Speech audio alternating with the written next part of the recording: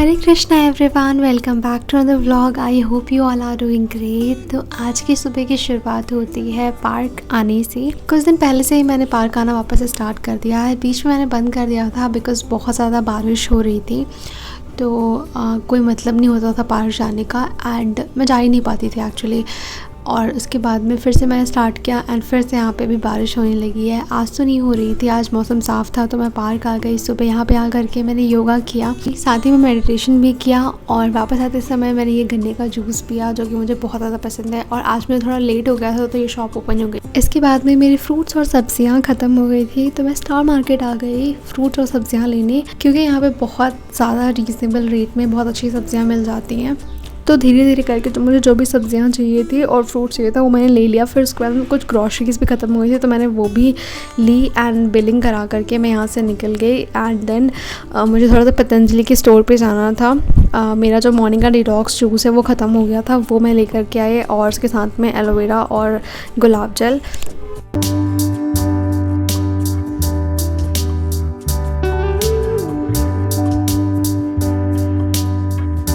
तो ये सब लेकर के मैं घर पे वापस आ गई एंड आने के बाद में मैंने अपना स्लॉट स्टार्ट किया। मॉर्निंग में वैसे भी एनर्जेटिक रहते हैं, तो थोड़े बहुत काम करने के बाद में से रेस्ट की ज़रूरत नहीं होती है, तो मैंने आकर के तुरंत अपना स्लॉट स्टार्ट किया था।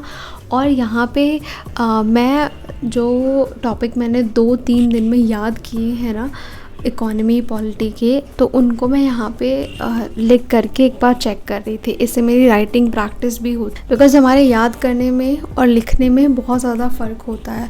और ये मैं इसलिए कर रही हूँ ताकि जो भी मैंने चीज़ें लर्न करी हैं ना वो थोड़े ज़्यादा टाइम तक रिटेन हो, मुझे जल्दी जल्दी रिवीजन ना करना पड़े, बिकॉज़ बहुत टाइम टेकिंग हो जाता है और फिर आगे की चीज़ें नहीं कंप्लीट कर पाती हूँ मैं।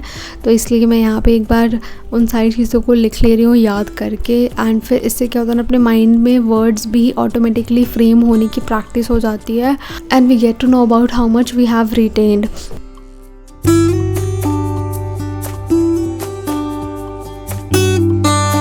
एंड ये स्लॉट कंप्लीट करने के बाद में मैंने अपना ब्रेकफास्ट किया एंड मुझे इस टाइम पे उत्तपम बहुत ही ज़्यादा अच्छा लगने लगा है, तो आज भी मैंने उत्तपम बनाया था।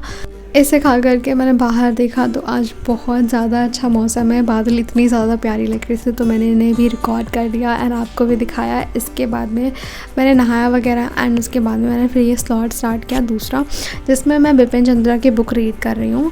तो मैंने आज से ही बुक स्टार्ट करी है और अब मैं थोड़ा मॉडर्न हिस्ट्री को डिटेल में पढ़ूँगी।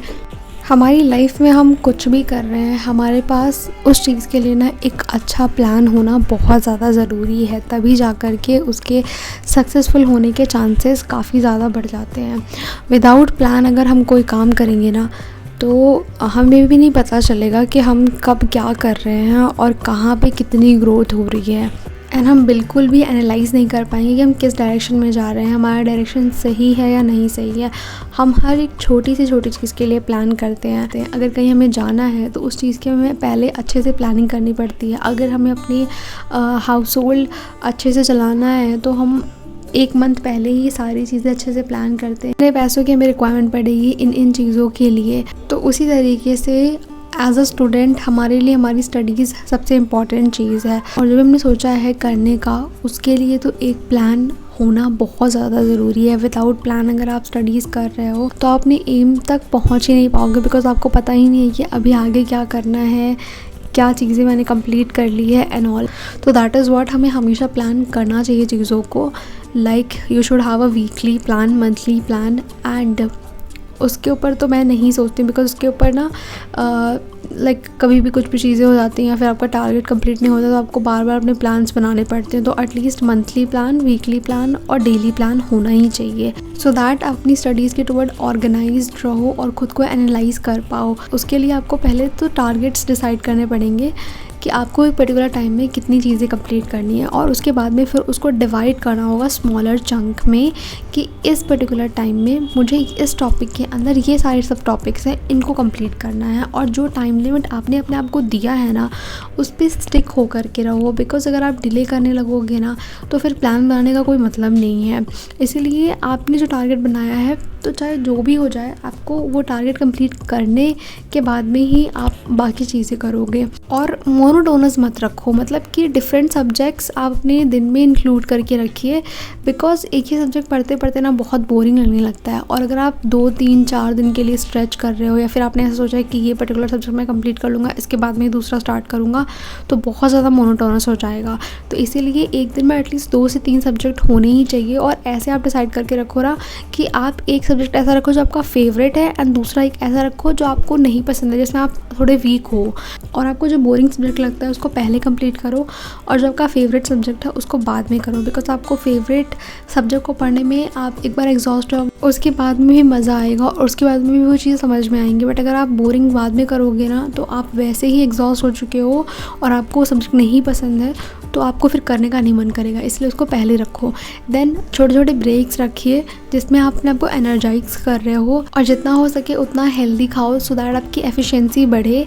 और मेरा भी अभी लंच का टाइम हो गया था और मुझे बहुत ही ज़्यादा ज़ोर से भूख लगी थी, तो मैंने यहाँ पे किचन में आ करके मेथी का पराठा बनाना स्टार्ट किया, जिसके लिए मैंने पहले मेथी को चॉप करके आटा गूँधा एंड देन पराठा बनाया। और मुझे इतनी भूख लगी थी कि मैंने पराठा खा लिया और उसके बाद में मुझे याद आया कि मुझे पराठा दिखाना भी था, तो दिखा तो नहीं पाई मैं। एंड पूरे दिन में आप ऐसे 2 स्लॉट रखिए जिसमें आप एक्सरसाइज कर रहे हो। एक तो हो जाएगा आपका मेडिटेशन वाला। मेरा तो ये कहना है कि सुबह दिन की शुरुआत ही मेडिटेशन से करो ना तो बहुत ज़्यादा अच्छा होता है, बिकॉज आप फ्रेश रहते हो, ऑलरेडी आप रिलैक्स हो जाते हो, आपको अपने गोल्स याद आ जाते हैं, तो बहुत ज़्यादा हेल्पफुल होता है आगे अपने डे को एनर्जाइज रखने में। और उसके बाद में फिर एक शाम तक में एक ऐसा स्लॉट रख लो जहाँ पे आप एक्सरसाइज कर रहे हो, स्ट्रेचिंग कर रहे हो, सो दैट जो भी आपकी स्टिफनेस हुई है बॉडी में, जो भी आप एग्जॉस्ट हुए हो, तो उससे आपको थोड़ा सा रिलैक्सेशन मिल जाए। देन अपने आप को हाइड्रेट करना बहुत ज़्यादा ज़रूरी है, तो अच्छे से वाटर पीते रहो पूरे दिन। और उसके बाद में ये चीज़ आपको बहुत ज़्यादा इम्पॉर्टेंट है करना कि आप अपनी सिलेबस और PYQ से अलाइंड होकर के अपनी प्रिपरेशन कर रहे हो। हमेशा अपने आप को चेक करते रहो कि आप अपने सिलेबस के अकॉर्डिंग ही जा रहे हो। एंड आपका एक वीकली टारगेट कंप्लीट होने के बाद में ना खुद के लिए एक टेस्ट रखो जहाँ पे आप एनालाइज़ कर रहे हो कि आपने जो भी वीक में पूरी चीज़ें कंप्लीट करी हैं क्या वो अच्छे से आपको रिटेन हुई हैं कि नहीं हुई हैं।